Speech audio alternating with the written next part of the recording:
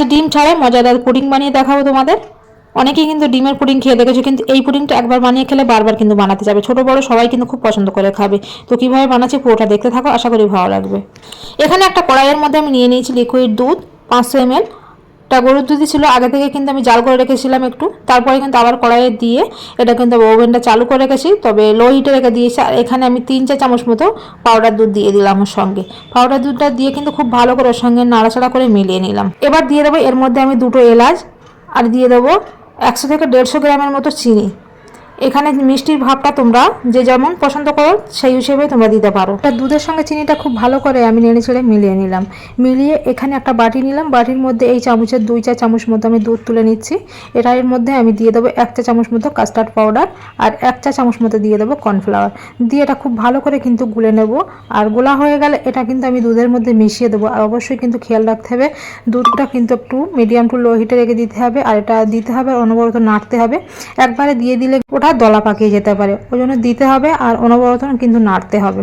আর ফ্লেমটা কিন্তু আমি এই পর্যায়ে বন্ধ করে দিয়েছি। এটা বেশি গাঢ়ত্ব ভাব আমি করব না, এটা এমনিতেই কিন্তু রাখলে একদমই বসে যাবে। দেখতেই পাচ্ছ একদমই কিন্তু বসে গেছে।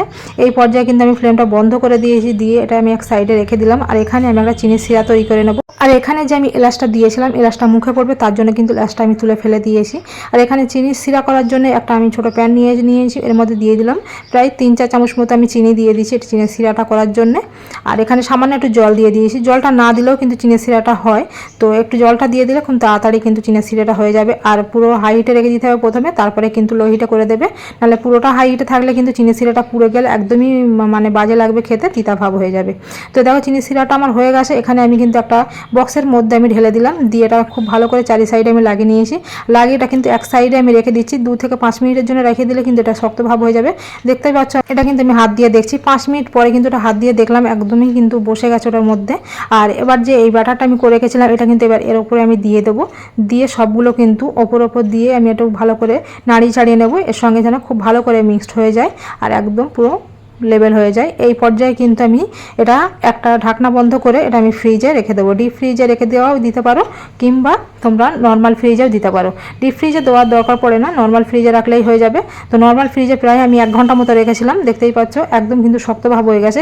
এই পর্যায়ে কিন্তু আমি বার করে নিয়েছি, নিয়ে একটা ট্রের মধ্যে আমি এবার কেটে নেব। এবার ট্রের মধ্যে আমি উল্টে দিলাম, উল্টে দিয়ে এবার আমি বক্সটা আমি তুলে নেব। দেখো দেখতে কিন্তু অনেক সুন্দর হয়েছে, খেতেও কিন্তু অনেক টেস্ট হয়। একবার হলে তোমরা বাড়িতে ট্রাই করে দেখতে পারো এই প্রসেসে।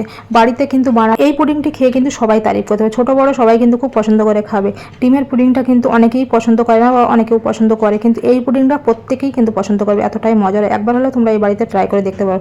আর একটু কেটে আমি দেখাচ্ছি এর ভিতরটা কতটা সফট হয়েছে, খেতে কিন্তু অনেক মজা। আর রেসিপিটি ভালো লাগলে অবশ্যই লাইক কমেন্ট শেয়ার করে আইডিকে ফলো করে দিও। পরে আবার নতুন করে রেসিপিতে